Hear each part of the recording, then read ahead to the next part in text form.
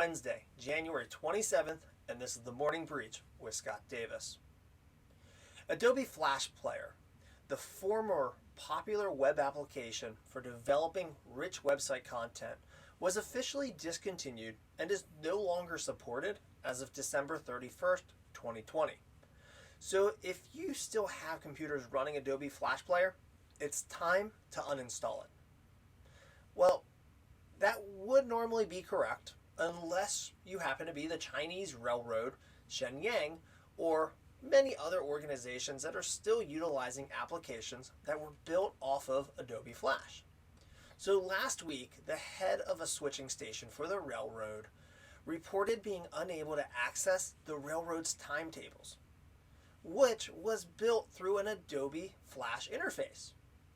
Over the next half hour, reports of similar failures poured in from across the network, forcing an over 16-hour shutdown of the railroad.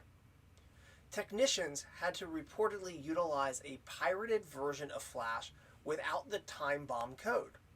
This, of course, has huge security concerns, as Adobe's Flash Player has never been the most secure platform out there. And there were many notable and reported security flaws within the application over its lifespan.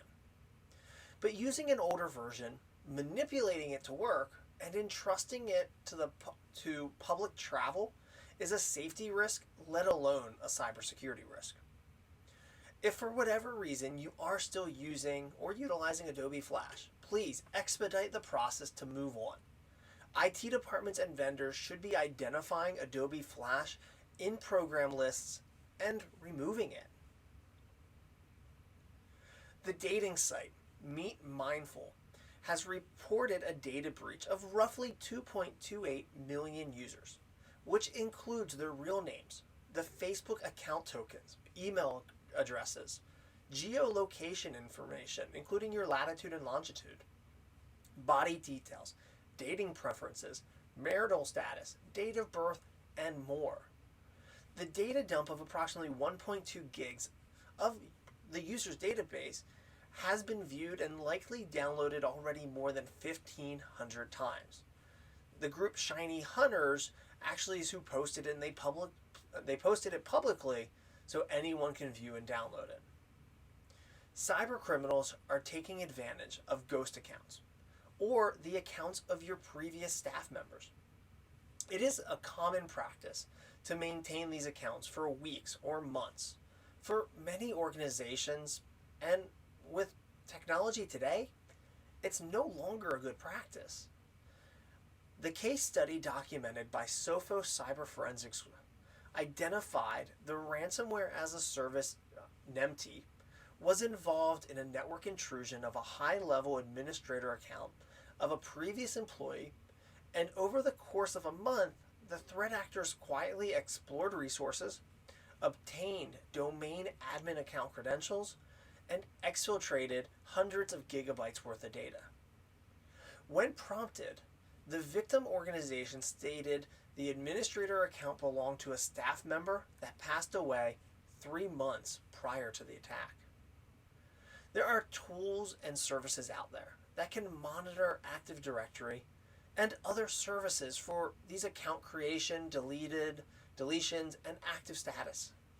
As an industry, we should push away from the practice of these ghost accounts and instead move the data that's needed to the person taking over the role that was left by the former employee.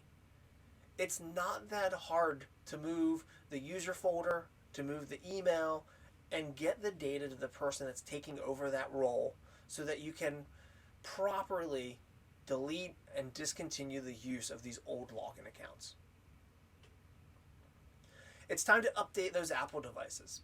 Apple released updates for iOS, iPadOS, and tvOS to resolve 3 security vulnerabilities that Apple says may already be exploited in the wild. Over the weekend, we brought you a breaking news update on Sonicwall and their late night security notice, which at first included firewalls and the NetExtender VPN application. While Sonicwall has updated the notice several times, reducing the products affected by the potential zero-day vulnerabilities, there is still risk out there. At this time, Sonicwall firewalls, NetExtender VPN, the SMA 1000 series, and Sonic Wave access points are not impacted by the 0 days, but the lessons from the initial disclosure are beneficial, and you should consider applying the multi-factor authentication on really any services that support it, including Sonicwall and the mysonicwall.com. The SMA 100 series devices are still under investigation of the breach. So if you are utilizing an SMA 100 series device, please visit sonicwall.com and learn more about what your potential risks are. We continue our series on documentation with a look at the mobile device policy, which is more than just phones and tablets. Mobile devices have become a staple for employees, from smartwatches, smartphones, IoT picture frames, and personal computers that still may be more powerful than work-assigned devices. And that's not including other devices that are out there that people are likely to bring into the office. These devices were likely in your network before the work-from-home orders. When offices reopen, it's guaranteed to see an influx of these devices find their way back into the office, and often onto the corporate Wi-Fi. But not only that, with work from home, a lot of these devices are on the same network that the user is using to complete work from home.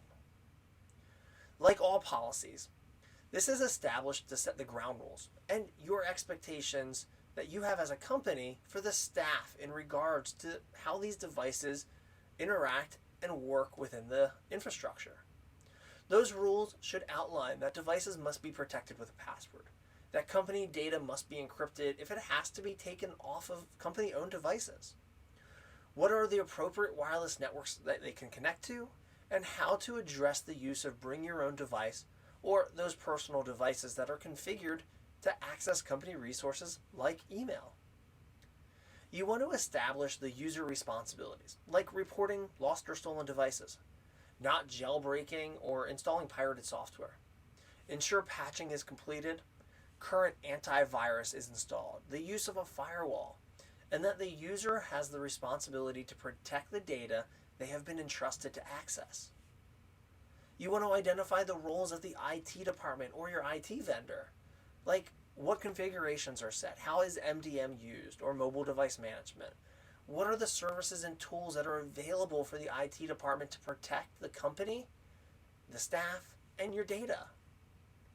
You end it with audit controls and the enforcement section that will outline how you monitor to ensure compliance, what the penalty is for the users if they don't follow it, and at the end of the day, just what you expect.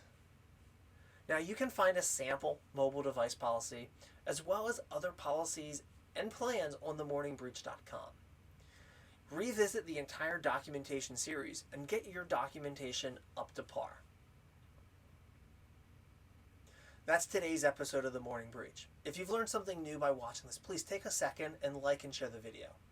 If you want to see more episodes of The Morning Breach or find useful resources in helping you secure your organization, please visit themorningbreach.com and follow along with us on Facebook, YouTube, and LinkedIn. Thanks for watching.